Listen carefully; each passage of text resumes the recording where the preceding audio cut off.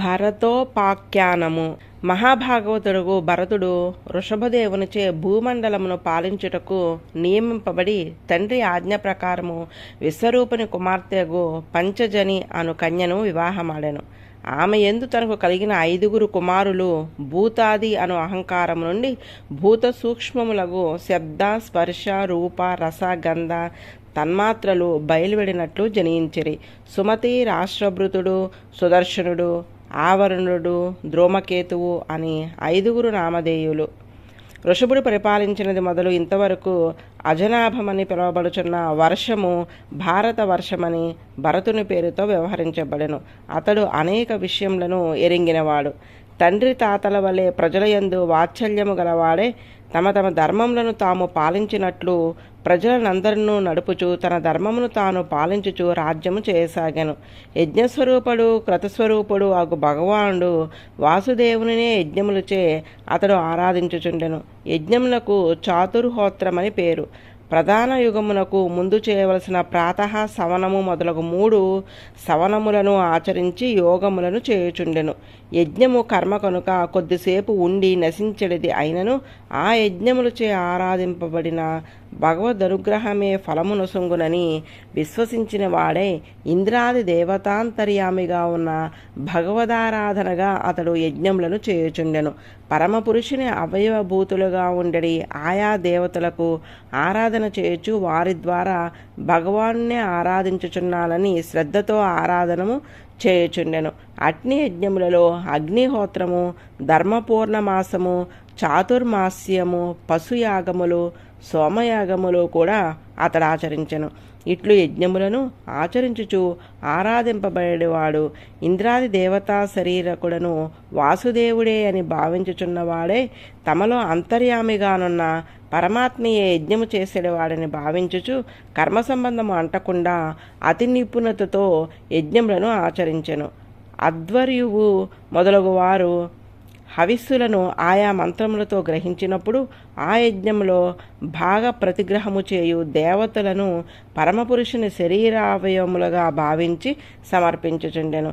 ఈ విధముగా పరిశుద్ధముగా కర్మాచరణముచే అతని అంతఃకరణము పవిత్రమయ్యను. అంతఃకరణము పరిశుద్ధము కాగానే తీవ్రమగు భక్తి జనించెను. హృదయ పుండరీకమునందు ఉండడి దహరాకాశమనడి పరబ్రహ్మమునందు అతడు మనసును నిలిపి యాగము చేయుచుండెను. ఇట్లు వాసుదేవుడే యజ్ఞములచే ఆరాధింపబడుచున్నాడని భావించి భక్తుల హృదయంలో నిశ్చలముగా సన్నిధానము చేసి ఉండడి భగవాన్ని రూపము అనుసంధానము చేసుకొనుచుండెను. శ్రీవత్సము, కౌస్తుభము, వనమాల, శంఖము, చక్రము, గద మొదలగు ఆయుధములతో కూడిన రూపములను భావించి ధ్యానించుచుండిచే తీవ్రమగు భక్తి కలిగెను.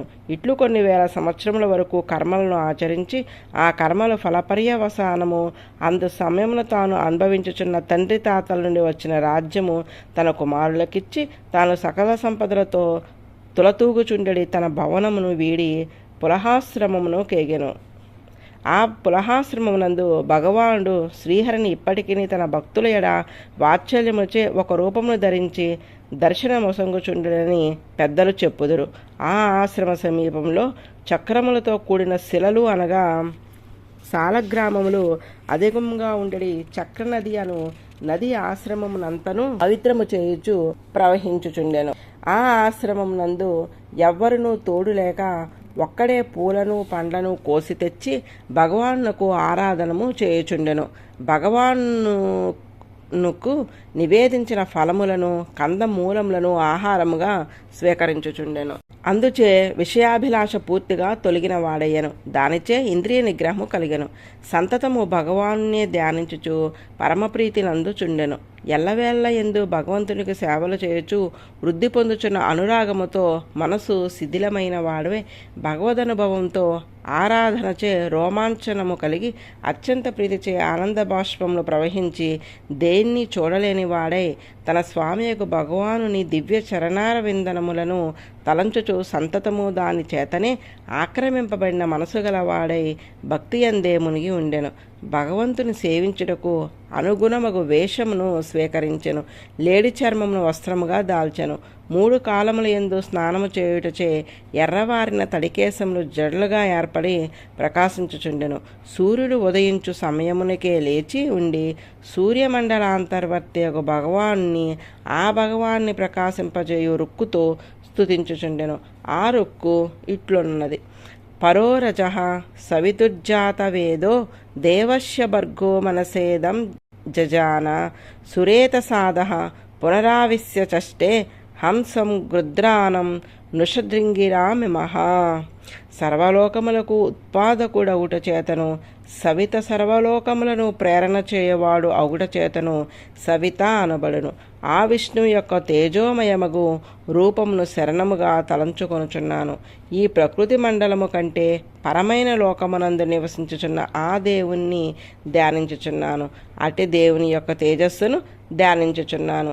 ఆ దేవుడు తన సంకల్ప రూపజ్ఞానముచే ఈ జగత్తును సృష్టించిన జగత్తును తన శక్తి వలె తనతో వేరు చేసి చూప వీలు కాని జీవుని ద్వారా ప్రవేశించి తన సంకల్ప రూపజ్ఞానముచే శరీరేంద్రియములను ప్రేరణ చేయుచు జ్ఞానరూపముగా వ్యాపించి ఉన్నాడు.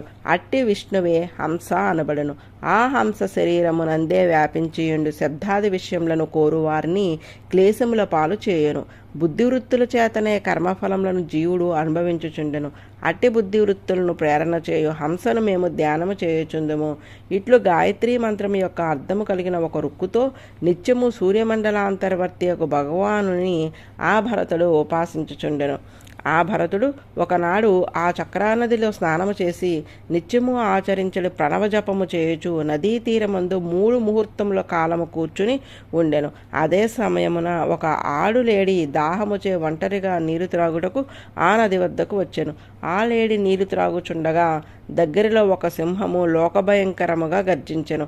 ఆ గర్జన విని ఆడులేడి బెదిరినదే హృదయము కలత చెంది చూపులు బెదురుచుండగా దాహము తేరనిది అయి ఉండి ఆ నదిని దాటిపోవాలని ఎగిరెను. అట్లు ఎగిరిన ఆ లేడి పూర్ణ గర్భిణి అయి ఉండెను. తీవ్రమగు భయముచే గర్భము చలించి బయటపడగా ప్రవాహంలో పడెను. భయము చేత ఎగిరిన శ్రమ చేత కలిగిన బాధచే పరుగెత్తిపోయి లేడి ఒక పొద వద్ద పడి మరణించెను. ప్రవాహంలో పడిన ఆ లేడి పిల్ల కొట్టుకుని పోవుచుండెను. భరతుని కంట పడెను. తల్లి చనిపోయినది. మరి ఒక లేడి ఏదియూ దగ్గర లేదు. తాను వదలిన చనిపోవునని జాలిచే నదిలో దిగి తన చేతితో ఆ పిల్లని ఎత్తి ఆశ్రమమునకు చేర్చెను. ఆ లేడి పిల్ల యందు భరతునకు మమకారం ఏర్పడెను. ప్రతినిత్యము దానికి ఆహారము పెట్టి పోషించుచుండెను. పెద్ద పులులు మొదలగు క్రూర మృగములు హింసింపకుండా కాపాడుచుండెను. చేతితో తాకుచు ముద్దు పెట్టుకునుచు లాలించుచుండెను. లేడిపై ఆసక్తి పెరిగెను. భగవత్ సేవకు అంతరాయం ఏర్పడెను. శౌచము ఆచారము మొదలగు నియమములు అహింస మొదలగు యమములు అన్నీ ఒక్కొక్కటి తగ్గిపోవచుండెను. సంతతము లేడిపిల్లను గూర్చి ఆలోచన సాగుచుండెను. ఆ లేడిపిల్ల దైవ వశముచే తన తల్లి నుండి మంద నుండి దూరమై నన్ను చేరినది. నేనే రక్షకుడనని అనుకొనుచున్నది. నన్నే తల్లిగా తండ్రిగా చూచుకొనుచున్నది. ఏ ఆపద కలిగినను మందవైపు పరుగు లెడక నన్ను ఆశ్రయించుచున్నది. నన్ను ఎంతో నమ్మినది. దీని పోషణ పాలన లాలనలు నేనే చేయవలను. తానే దిక్కు అని నమ్మిన వారిని వదులుట దోషము కదా. సత్పురుషులు పూజ్యులకు పెద్దలు ఇంద్రియ నిగ్రహము గల వారు దీనులపై ప్రేమ గల వారిలై వారి కొరకు తమ ధర్మములను వదులుట కూడా తప్పుగా భావింపరు. ఇట్లు తలంచి తాను అడవికి దర్భలకు పువ్వులకు సమిధులకు ఆకులకు కందలకు దుంపలకు నీటికి ఏగునప్పుడు కూడా తన వెంట దాన్ని కూడా తీసుకుని పోవచుండెను. ఆశ్రమంలో ఒంటరిగా వదిలినచో తోడేళ్ళు ఆ పిల్లను కబలించునేమో అని భయపడుచుండెను. ఇట్లు ఆ లేడీ అందే మనసు పెట్టుకుని ప్రేమతో తన వెంట వచ్చుచున్నప్పుడు అది నడవలేక ఆగినదని భావించి జాలితో భుజముపై ఎత్తుకొనెను. కూర్చున్నప్పుడు తన ఒళ్ళో కూర్చుండ పెట్టుకొనెను. పరుండినప్పుడు తన గుండెలపై పరుండ పెట్టుకుని లాలించెను. అట్లు దానిని లాలించుటలో ఎంతో ఆనందమందుచుండెను. సంధ్యావందనము దేవతారాధనము చేయుచు కూడా మధ్య మధ్యలో లేచి ఆ లేడి వైపే చూచుచుండెను. ఆ లేడి సుఖముగా ఉండవలనని ఎల్లప్పుడూ కోరుచుండెను. లేడి కొంచెం సేపు కనపడకపోయిను మనసు చెడినవాడగును. ధనము పోయిన వాని వలె దైన్యముతో జాలితో ఆరాటంతో బాధపడుచుండెను. కొంతసేపు కనపడకపోవటనే దాన్ని గూర్చి రకరకముల ఆలోచనలు చేయుచుండెను. అయ్యో, ఈ దీనమైన లేడి పిల్ల నన్ను నమ్మి ఉన్నది. నేను దాన్ని వదిలి హాయిగా ఉన్నాను. నేను పాపాత్ముడను. నేను మంచివాడిని అనుకుని విశ్వసించినది. మరలా తిరిగి వచ్చి ఈ ఆశ్రమ ప్రాంతం నందుల ఉద్యానవనములో హాయిగా గడ్డి మేయచు నా కంటపడిన ఏ తోడేలే నేను ఏ క్రూరమోగమైనను దీన్ని భక్షింపలేదు కదా. సకల జగత్తుకు క్షేమమును కలిగించు సూర్యభగవానుడు అస్తమించబోచున్నాడు. సూర్యాస్తమయము కాకమునుపు చీకటి పడకముందే నా లేడి తిరిగి వచ్చినా ఏమిటి? దురదృష్టవంతుడును. దీన్ని చూసి ఆనందించుచు అదృష్టమున్నదో లేదో అని మనసును ఎంతో ఆనందంగా ఉండుని ఏమిటి? అది ఒక్కొక్కప్పుడు ఆడుకొనొచ్చు కోపం వచ్చినట్లు దూరంగా వెళ్ళి కనులు మూసుకుని కూర్చుండెను. ఒకసారి తన కొమ్ముతో నన్ను రాసి ప్రేమతో చేరును. ఎప్పుడైనా దర్భలపై ఉంచినను హవిసును తాను ముట్టెతో లాగినచో నేను కేక వేసినచో భయపడి ఆటమాని భయపడుచూ కూర్చుండెను. ఈ భూమి ఎంత తపస్సు చేసినదో మా లేడి తన సుందరమగు గిట్టలతో నేలపై గుర్తులను ఏర్పరిచినది. దాని గిట్టల గుర్తులే దీనికి ధనము వలె ఉండెను. ఈ భూమినంతను తన గిట్టలచే అలంకరించి ఈ ప్రదేశము యజ్ఞయాగాదులు చేయుటకు తగినదని నిరూపించెను. ఇంతలో చీకటిపడి చంద్రుడు ఉదయించిన ఆ చంద్రునిలో లేడిని చూచి, అదిగో లేడి మా ఆశ్రమం నుండి తప్పిపోయి చంద్రుని చేరినది. దీనిపై జాలిగల చంద్రుడు దీన్ని చేరదీసి కాపాడుచున్నాడు. చంద్రకిరణంలో తనకు చల్లగా తగిలినప్పుడు లేడి దూరమొగుటుచే నా హృదయం పద్మ వేడి ఎక్కిపోయి వెదపడుచున్నదని ఆ లేడియే తన పుక్కిలి పట్టిన నీటిని నాపై ఉమ్మివేయుచున్నట్లున్నది. ఈ విధముగా పొందికలేని ఆలోచనలతో మనసు చెదిరి లేడి పిల్ల రూపంలో వచ్చి చేరిన తన ప్రారబ్ధ కర్మచే తన యోగ సాధన నుండి భ్రష్టుడయ్యే యోగము నుండి తపస్సు నుండి భగవదారాధన నుండి భ్రష్టుడాయను. ప్రారబ్ధ కర్మయే కాకపోయినచో తన జాతి గాని మృగ శిశువుపై ఇంత ప్రేమ ఎందుకు కలుగును? ముక్తికి విరోధులను తన వారసులను బిడ్డలను వదిలిన వానికి ఈ మృగ శిశువునందు ఈ వదలరాని మమకారమేమి? ఆ బాలమృగమును పోషించుటలో తన శరీర పోషణమును కూడా మరచినాడు. ఎంతటి ప్రారబ్ధము! ఇట్లు ఇతడు ఎచ్చరికపోయినను లేడిపై తీవ్రముగా బాధపడుచు తపస్సును ధ్యానమును కూడా మాని దానిని ధ్యానించుచుండగా తీవ్రముగు వేగముతో మృత్యువు ఎలుక కన్నములలోనికి పోయినట్లు భరతంలో చేరెను. మృత్యువు ఆసన్నమాయను. మరణ సమయంలో కూడా ప్రక్కన తన లేడి ఉన్నట్లు ఆ లేడినే తలంచుచు శరీరము వీడెను. దేన్ని స్మరించుచు శరీరమును వదిలిన మరలా జన్మ ఆ శరీరంతోనే లభించును. కావున మృగమును స్మరించుచూ చనిపోయిన భరతుడు మృగముగా పుట్టెను. వెనకటి జన్మలో నిరంతరము భగవాన్ని ఆరాధించి ఉండుటచే ఆ ప్రభావము అతన్ని వదలక లేడి జన్మలో పూర్వజన్మ స్మృతి ఉండెను. అప్పుడు అతడు చేసిన తప్పునకు కృంగిపోవచుండెను. అయ్యో, ఎంత తప్పు పని చేసి తిని జ్ఞానుల మార్గము తప్పి చెడు మార్గమును పడి తినే సమస్త సంగమములను విడిచి పుణ్యారణ్యములో పవిత్రమగు ఆశ్రమమున భగవానుడకు వాసుదేవుని యందే మనసు నిలిపి మననము చేయుచు కీర్తించుచూ ఉంటేనే భగవదారాధనమునే సంతతము చేసి తిని ఒక్క క్షణము కూడా భగవదారాధనమును మాని ఉండలేదే. అట్టి నా మనసు ఆ భగవాన్ని వదిలి ఈ లేడి వైపు ప్రసరించినది. ఎంత పాపము, ఎంత కష్టము అని లోలోన నిర్వేదన ముందుచుంచుండెడి. కొద్ది రోజులు తల్లి వద్ద ఉండి తల్లిని వదిలి మరలా భగవత్ క్షేత్రముగు పులహాశ్రమమును చేరెను. అచ్చట కూడా తన్ను తానే సంతతము స్మరించుకొనుచు ఇతర విషయములను వదిలి భగవాన్నే తలంచుచు శరీర అవసానమునకై ఎదురుచూచుచు చివరకు ఆ మృగ శరీరమును వీడి వేరొక శరీరమును పొంది సమయము ఆసన్నమాయెను. భగవద్ అనుగ్రహముచే పూర్వజన్మస్వరము ఉండుటిచే ఇట్లు బాధపడుచుండెను. అయ్యో, నేను జ్ఞానుల మార్గము నుండి భ్రష్టుడనైతిని. అన్నిటియందు సంగమమును వదిలితిని. పుణ్యారణ్యమును ఆశ్రయించి తిని జితేంద్రుడినై ఉంటిని. సర్వభూతములకు అంతరాత్మమగు భగవానుడకు వాసుదేవుని యందు సకల భూతములను సకల భూతముల యందు వాసుదేవుణ్ణి దర్శించి తిని. అందుచే సర్వకాలముల యందు భగవాన్ను గూర్చియే శ్రవణము, మననము, సంకీర్తనము, ఆరాధనము, ధ్యానము సాగించి తిని. సర్వకాలములు ఆ విధముగా భగవాన్నే స్మరించుచుండుటచే మనసు వాసుదేవుని వీడి మరొక దాన్ని చేరి ఎరుగదు.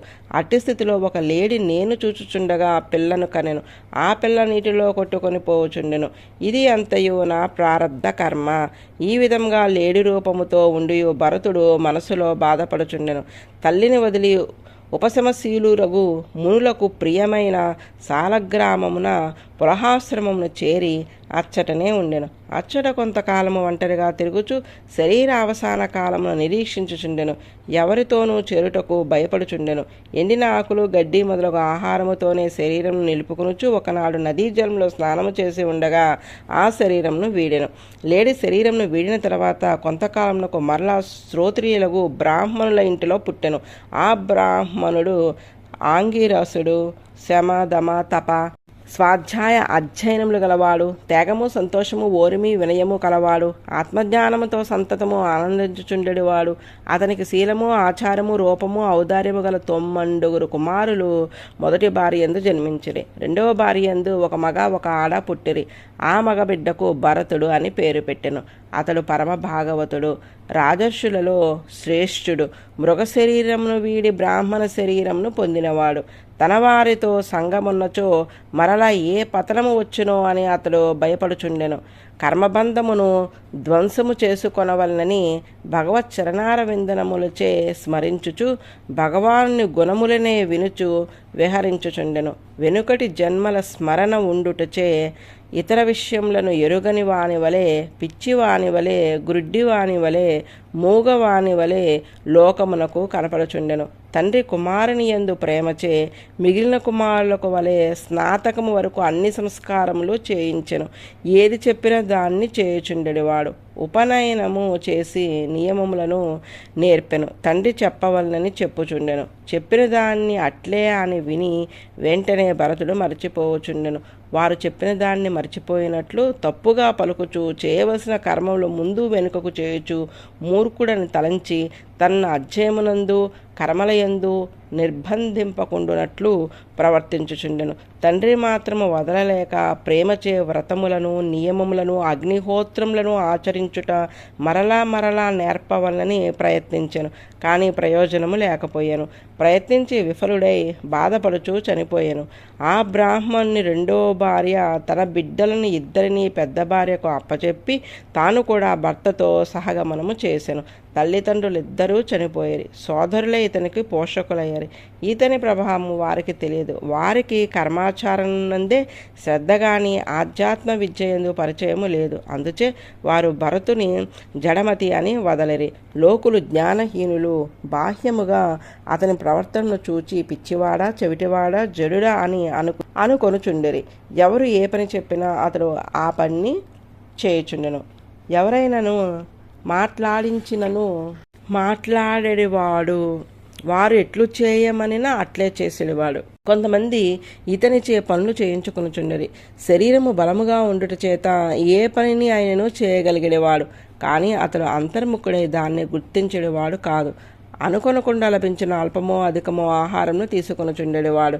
ఎవరైనా బ్రతిమాలి పెట్టినా తినేవాడు. మధురమైన పదార్థములను తినేవాడు. రుచిలేని వాసన వచ్చిన పదార్థంలో కూడా తినేవాడు. రుచిగా ఉన్నది లేనిది అతనికి తెలియదు. అతనికి దేహాభిమానము లేదు. విశుద్ధమగు భగవదానంద భావంలో మునిగి ఉండేవాడు. దేహాభిమానము లేకపోవటచే అతనికి సుఖదుఖములు తెలియకుండెను. చలిలో ఎండలో గాలిలో వర్షములో ఏమియు కట్టుకొనక ఎద్దువలే తిరిగేవాడు. బలమైన దేహము గలవాడు ఏమియు పరుచుకొనక వట్టి నేలపై పరుండేవాడు. తలంటు లేదు, స్నానము లేదు. మన్ను పట్టిన మన్ని వలె అతని బ్రహ్మవర్చస్సు ప్రకాశింపకుండెను.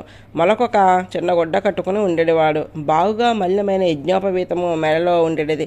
దాని చేతుడు ఎవరో బ్రాహ్మణ కులములకు చెందినవాడవని అనుకొనుచుండెరి. ఒకరు ఎవరైనా పని చేయమని అన్నము పెట్టినా తినేవాడు. తన సోదరులకు కూడా పొలము పనులు చేయమని నియమించిన చేసేవాడు. వారు ఏది పెట్టిన దాన్ని ఎక్కువ అనక తక్కువ అనక తినేవాడు. నూకలు పెట్టినను, పిండి వంటలు పెట్టినను, తెలక పిండి పెట్టినను, తౌడు పెట్టినను, ఉలవలు పెట్టినను, గిన్నె అడుగున అంటిన అన్నము పెట్టినను, దివ్యములకు పదార్థములను తినట్లే తినేవాడు. ఇట్లా ఏదో ఒకటి తినుచు ఎచ్చటనో ఒకచోట పరుండుచు కాలము గడుపుచుండెను.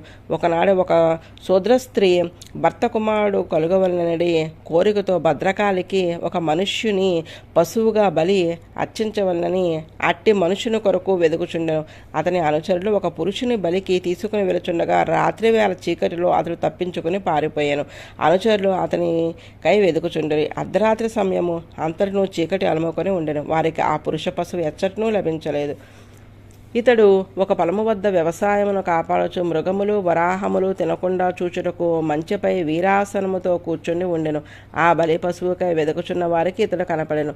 ఏ అవయవము లోపము లేకుండా ఉన్న పురుషుడు దొరికినాడని వారు సంతసించి వారిని పట్టుకొని తమ ప్రభువు కోరిక నెరవేరునని సంతసించి విప్పారిన ముఖములు గల వారే త్రాళ్లతో కట్టి భద్రకాళి మందిరములకు తీసుకుని వచ్చిరి.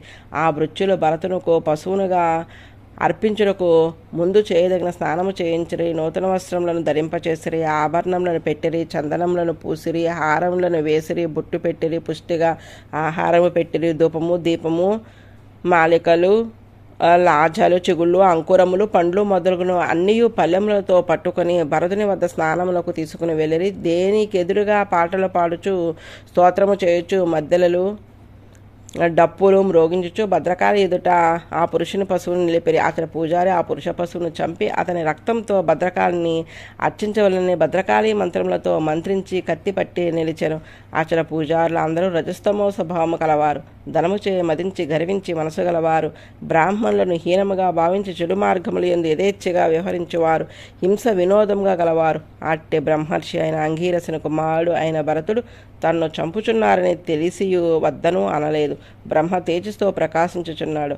ఆ రూపమును చూచి భద్రకాళి ఆ విగ్రహం నుండి వెలికి వచ్చెను. తీవ్రముగు అమర్షముతో ఓర్వరాని కోపముతో ఆవేశముతో కనుబొమ్మలు ముడుచుచు చెట్టు కొమ్మల వలె ఉన్న కోరలతో ఎర్రని కనులతో అతి భయంకరముగు ముఖముతో వారిని చంపదలిచినదై మిక్కిలి సంరంభంతో మహాటాటహాసము చేయుచు భరతుని చంపుటకు ఎత్తిన కత్తులను లాయుకొని ఆ కత్తితో వారందరి కంఠములను ఛేదించెను. స్రవించుచున్న వేడి రక్తంను తన పరివారంతో పానము చేసెను. రక్తము ఎక్కువ త్రాగి మత్తెక్కి తన బుచ్చులతో కలిసి పాడుచు నృత్యము చేయసాగాను. వారి తలలు బంతుల వలె ఆడుచుండెను. రహుగణ భరత సమాగమము. సింధు సౌవీర దేశములకు రాజగు రహుగణుడు ఒకనాడు ఇక్షుమతి నదీ తీరమనందున్న కపిలుని నుండి విద్య నెరుంగుటికై సేవించవలనని బయలుదేరెను. కొందరు బోయిలు పల్లకిని మోయుచుండగా పల్లకితో అతడు వెళ్ళుచుండెను. మోసడి వారిలో ఒక పురుషుడు నడువ జాలకపోయెను. వానికి బదులు వేరొక పురుషుని అన్వేషించవలనని వారు చూచుచుండగా అచ్చటనే కూర్చుని ఉన్న భరతుడు వారి కంటపడెను. బలముగా ఉన్నాడు యువకుడు, దృఢములగు అంగములు గలవాడు, ఎద్దువలే గాడిద వలె బరువు మోయగలవాడు అని భావించి ఇంతకు ముందు మోయివారితో బాటు వీణ్ణి కూడా పల్లకీ మోయించుటకు వారు సిద్ధపడరి. అతడు వద్దనలేదు. అతడు భుజముపై పల్లకీ దండెను పెట్టిరి. అట్లే అని మోసెను. అతడు మహానుభావుడని వారు ఎరుగరు. అతనికి వరదనుట తెలియదు. ఒక బాణము మేర మాత్రమే చూపు ముందునకు చూచుచూ అతడు నడుచుచుండెను. రహుగణుడు విషమముగా నడుచుచున్న తన వాహకులను సరిగా నడుపుడు వాహనము ఇటునటు కదులుచున్నది కారణమేమి అని అడిగెను. వాహనమును మోసడి వాహకులు రాజు తమను దండించునని భయపడి రాజుతో ఇట్లు నివేదించిరి. ప్రభు, మేము పరాకుగా లేము.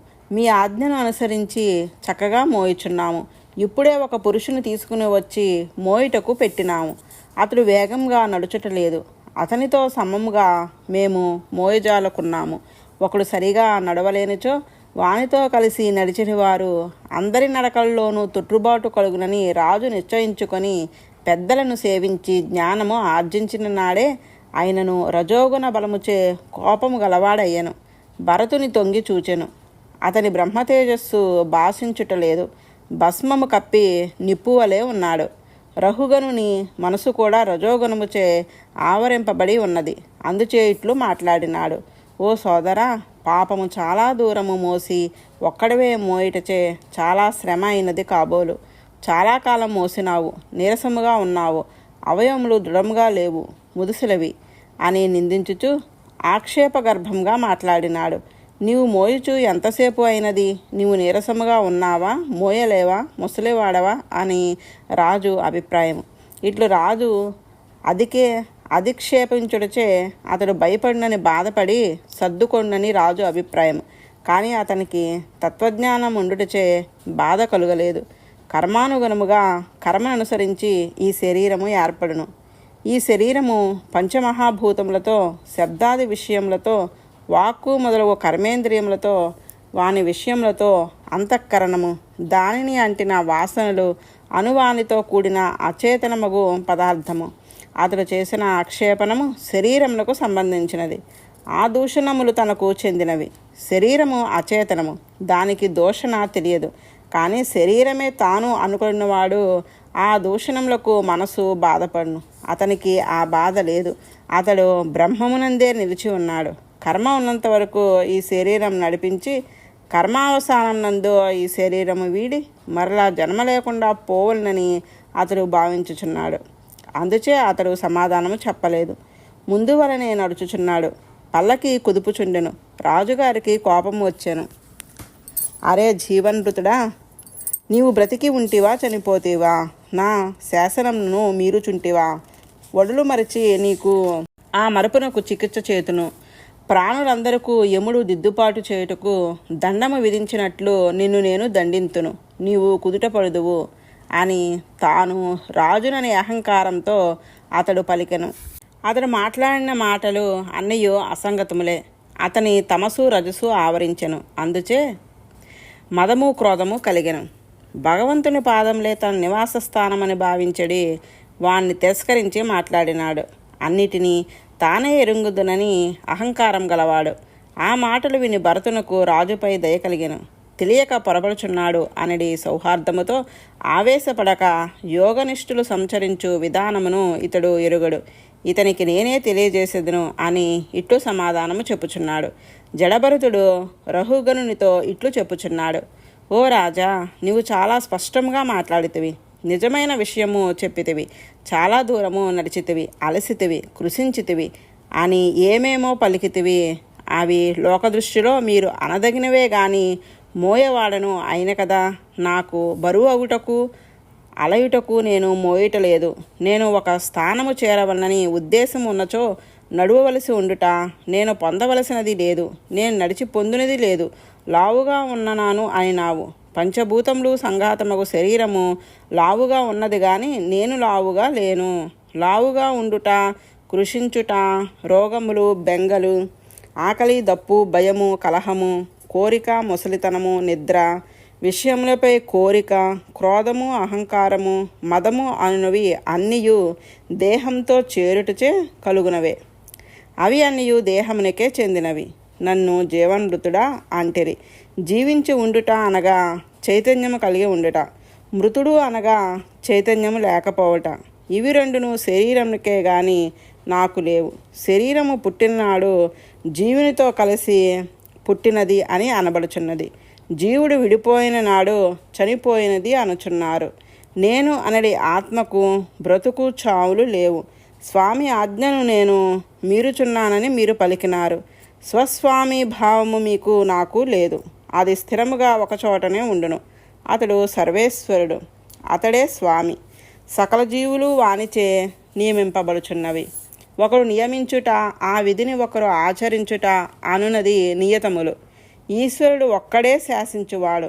ఆత్మలు అన్నియో ఆ నియమమును అనుసరించి ప్రవర్తించుచుండును. నీవు శాసకుడువు కావు. నేను శాసనమును అనుసరించి నడుచువాడును కాను.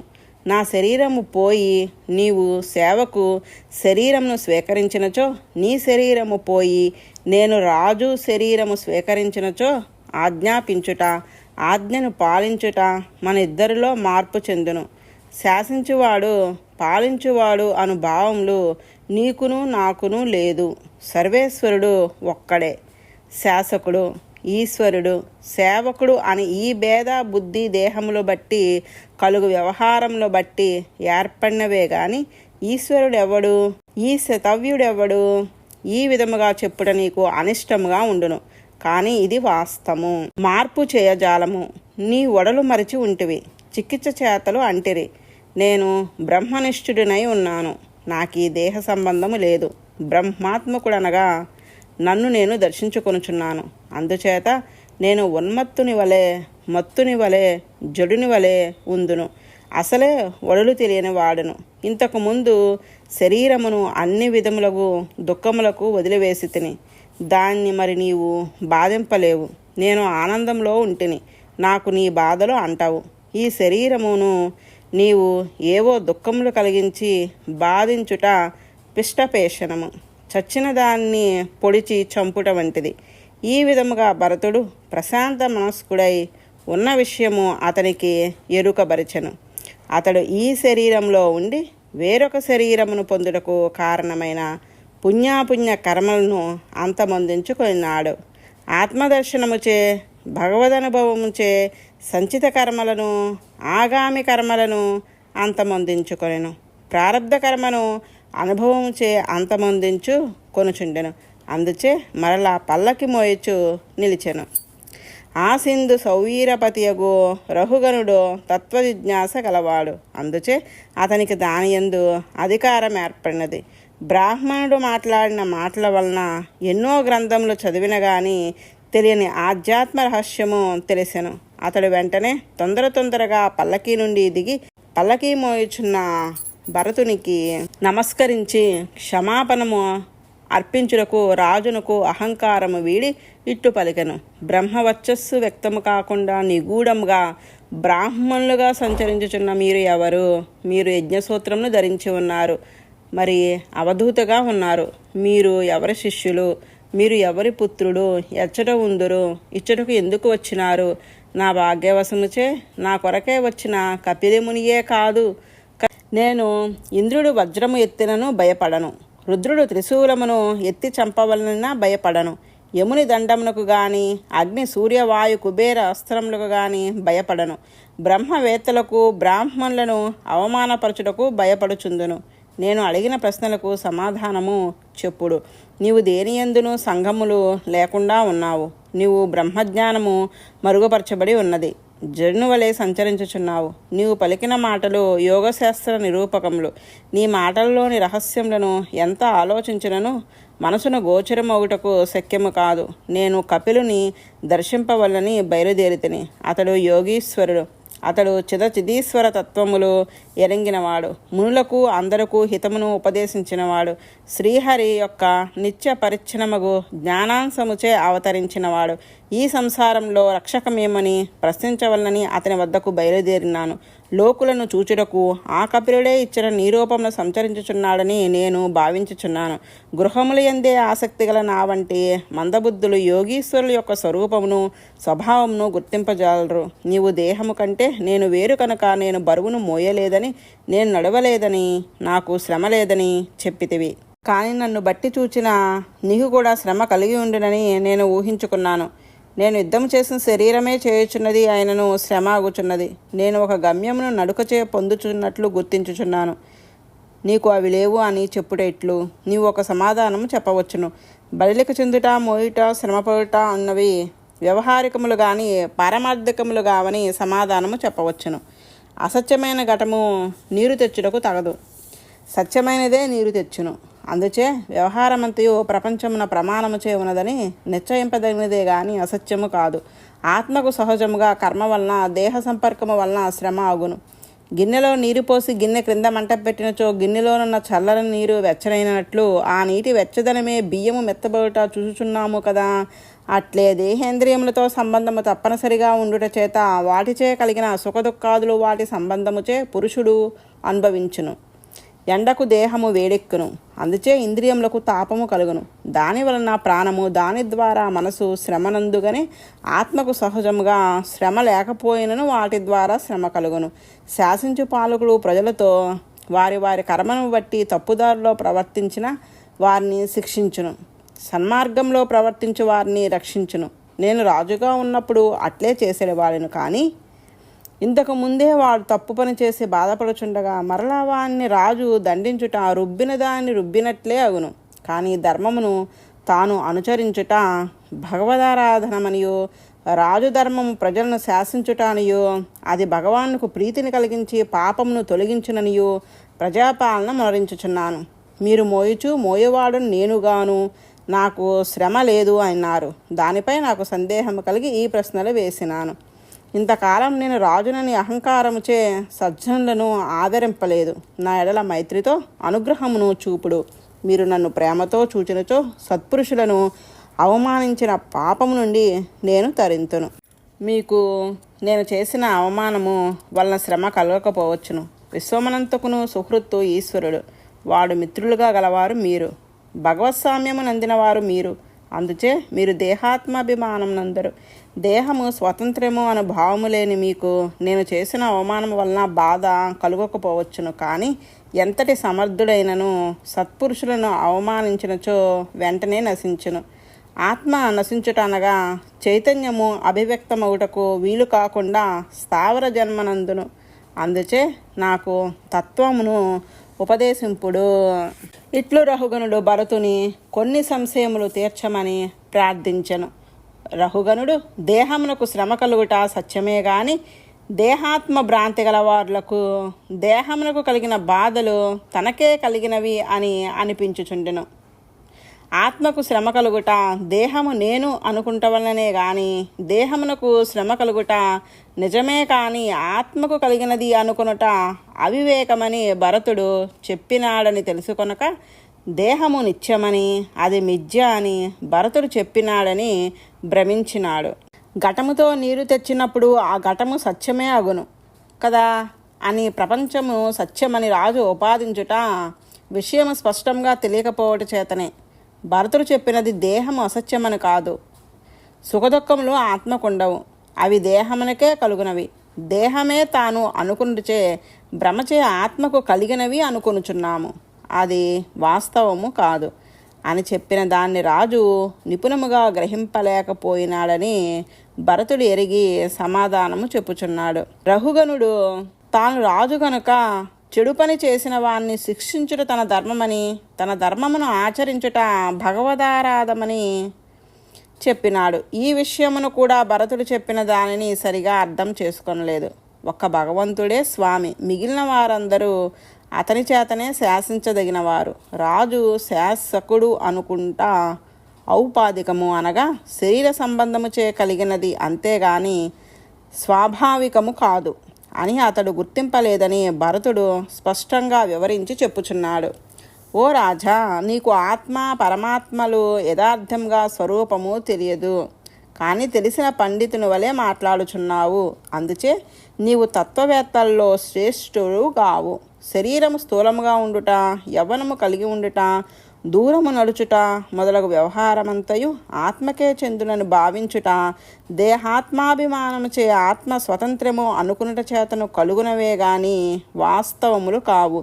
అందుకే తత్వమును బాగుగా ఎరింగిన వారు వాణ్ణి పరమార్థముగా స్వీకరింపరు. తత్వమును విచారించినచో ఈ వ్యవహారంలో అన్నియు భ్రాంతి మూలములు అని స్పష్టంగా తెలియను. సాధారణంగా మానవులందరూ గృహస్థులు చేయదగిన యజ్ఞాది కర్మలను బావుగా ఎరుంగదురు. వేదములోని పూర్వభాగము చదివి అందు చెప్పిన కర్మలను ఆచరించు వారికి సాధారణంగా తత్వనిర్ణయము భాషింపదు. కొందరు కర్మలను ఆచరించుచు ఆ కర్మలను ఈశ్వరారాధన బుద్ధితో ఆచరింతురు. వారికి మాత్రము కర్మలు చేయుచున్న తత్వ నిర్ణయము తెలియదు. పూర్వభాగము చదివిన వారికి ఈ దేహము కంటే ఆత్మ వేరొకటి ఉన్నదనియు అది ఈ కర్మల చేయగలిగిన ఫలమును అనుభవింపవలననియు తెలియను గాని స్పష్టంగా ఆత్మస్వరూపము తెలియదు. కర్మలు యందు రుచిగలవానికి ఈ వేదములు చదివి బ్రహ్మ ప్రతిపాదకములగు ఉపనిషత్తులు అధ్యయనము చేసినను విరక్తి కలుగని వానికి తత్వజ్ఞానము కలుగదు. స్వప్నంలో చూచిన వస్తువులచే కలిగిన సుఖము అల్పము, అస్థిరము అని మేల్కొనగానే తెలిసినను ఈ లోకంలో తాను అనుభవించు సుఖములు పరలోకంలో సుఖములు స్వప్న పదార్థముల వల్లనే అల్పసుఖము కలిగించునవి అని భావించినను అతనికి సంసారిక సుఖముల యందు ఆసక్తి తొలగదు. తర్కమూలముగాక నిశ్చితము అయిన అనుభవముచే సాంసారిక సుఖములు దుఃఖము కలిగించు కర్మలని తెలియవలెను. ఆ కర్మల చేతనే దేహ సంబంధము కలుగును. మనసు రజస్తమో గుణముల ద్వారా అల్ప అస్థిర సుఖముల యందు ఆసక్తిని కలిగించును. అదే సత్వగుణము తత్వజ్ఞానమును కలిగించును, ముక్తికి కారణమగును.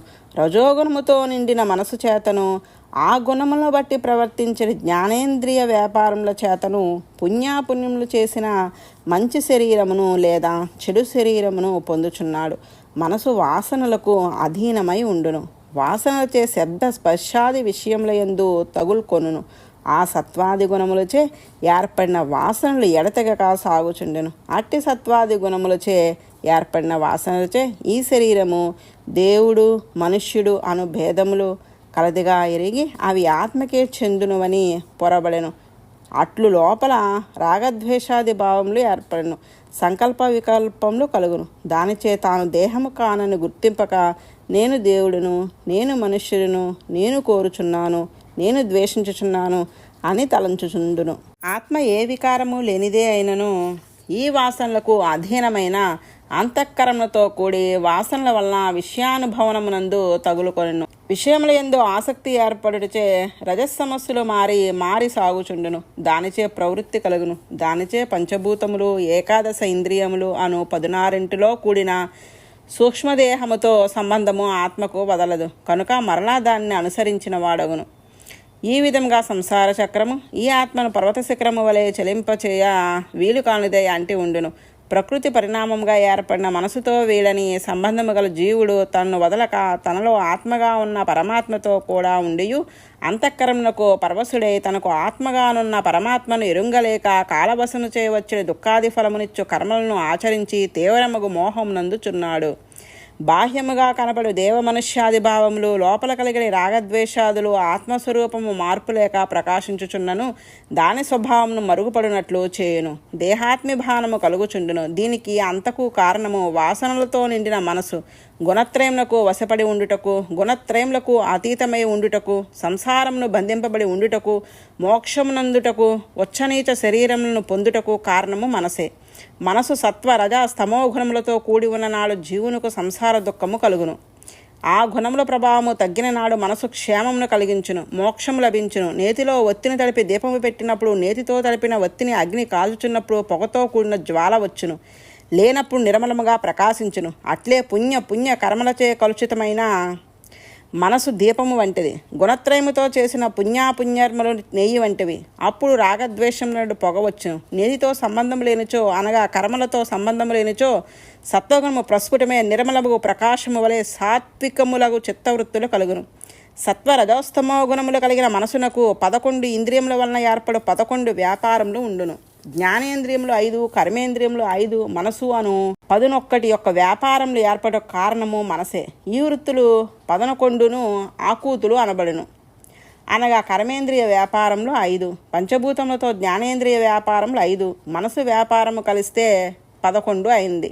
ఈ శరీరము జ్ఞానేంద్రియముల వలన శబ్ద స్పర్శ రూపరసగంధములను గూర్చిన ప్రవృత్తులు కలుగును. కర్మేంద్రియములు 5 వలన మల మూత్ర విసర్జన సంభోగము గమనము మాట్లాడుట ఇచ్చుట పుచ్చుకునుట మొదలైనవి జరుగును. ఇంకా మనసు ఇది నాది అనే శరీరమును ఇంద్రియములను స్వీకరించుచుండెను. జీవుడు శరీరము కంటే వేరైన తన్ను గుర్తింపక శరీరమే తాను అనుకొనుచుండుట చేత తాను అనుభావము శరీరం నందే విశ్రమించును. ఇట్లు మనోవికారములు 11 అందురు గాని అవి ద్రవ్యములలో భేదము వలన, స్వభావములలో భేదము వలన, ఆశయములలో భేదము వలన, కర్మలలో భేదము వలన, కాలములలో భేదము వలన 100, 1000, కోట్లు అయి ఉండు. వీటిని అన్నిటినీ పరమాత్మీయ జీవుని ద్వారా మనసుకు అధిష్ఠించి కలిగించును. వానితో సంబంధించిన వాడే ఉండును. రాగద్వేష భావము చేత కలుషితమైన కర్మలు చేయ జీవుని యొక్క మనసు యొక్క వ్యాపారంలో వివరింపబడినవి. ఇవి మేల్కొని ఉన్నప్పుడు, కలలు కనుచున్నప్పుడు, గాఢ నిద్రలో కూడా సాగుచూ ఉండును. పరమాత్మ కూడా జీవునితో శరీరమునందు ఉన్నను అతనికి ఈ వికారములు ఏమీ అంటవు. పరమాత్మ కర్మలతో కానీ వాటిని చేయుటలో కానీ ఆ ఫలములను అనుభవించుటలో కానీ జీవునితో ఉండి చూచుచుండునే కానీ తాను అనుభవింపడు. తనంత తాను ప్రకాశించుచుండును. జీవునిలో ఉండు పరమపురుషుడు సాక్షాత్తు స్వప్రకాశ స్వరూపుడు. అతడు ప్రకృతి పురుషుల్లోన వ్యాపించి నియమించుచు ధరించును. తనంత తాను ప్రకాశించుచుండును. జీవుడు ప్రకాశ స్వరూపుడే అయినను బంధంలో ఉన్నప్పుడు తాను ఇంద్రియముల కంటే మనసు కంటే వేరని ఎరుంగజాలడు. భగవానుడు అనుగ్రహించిన ముక్తి దశలో అతనికి అట్టి జ్ఞానము కలుగును. భగవానుడు మాత్రము మరొక దాని అధీనం కాక స్వతంత్రంగా భాషించుచుండును. అతడు పుట్టుట మారుట మొదలగు వికారములు లేనివాడు. అతడు అందరికంటే పరులకు బ్రహ్మాదులకు కూడా నియామకుడు. జీవ సమూహమునకు అతడు ఆధారమై ప్రాప్యమై ప్రాపకుడై ఉండెను. తన అధీనమందున్న మాయచో జీవునితో తాను ఉన్నను. ప్రకృతి పరవశులకు చూచుటకు శక్యము కాని వాడై ఉండెను. వాయువు చరాచరములకు భూతములకు అన్నిటిలో నుండి ఆయా పనులు చేయనప్పుడు తోడుపడుచున్నది, కానీ అది నియమించదు. పరమాత్మ చేతనాచేతనములలో వ్యాపించి నియమించును. ఓ రాజా, దేహి అయిన జీవుడు జ్ఞానము గలవాడే నేను నాది అని శరీర సంబంధులను భావించే స్థితిని తొలగించుకొని దేహమునందు దేహ సంబంధములు ఎందో సంగము వీడవలెను. జ్ఞానేంద్రియములు 5 మనస్సును బలము గలవాడు శత్రువును లొంగదీసుకున్నట్లు లొంగదీసుకొనవలను. పరమాత్మ తత్వమును ఎరుంగవలను. అంతవరకు ఈ సంసారమునందు పరిభ్రమించుట తప్పదు. అందుచే సంసారమునకు మోక్షమునకు కారణము మనసే. అది ఎప్పుడు మనకు శోకమును కలిగింపదో అప్పుడు మోక్షం నందును.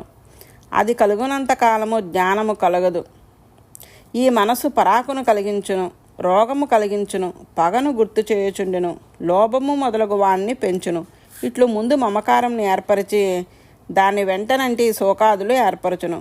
మనసు రజస్తమో గుణములతో సంబంధము వదిలి సత్వమే నిందినది అయిన నాడు గాని జ్ఞానము కలుగదు. మానవునకు సహజ శత్రువు మనసు. అది చాలా అధికముగు పరాక్రమము గలది. అదియే ఆ అప్రియమును కలిగించుచున్నది. అది ఆత్మనే దొంగలించుకొని పోవును. నిత్య జాగరూపకుడై గురువు యొక్క శ్రీహరి యొక్క పాదసేవనము అనే అస్త్రముతో దాన్ని సంహరించిన నాడు గాని జ్ఞానోదయము కలగదు.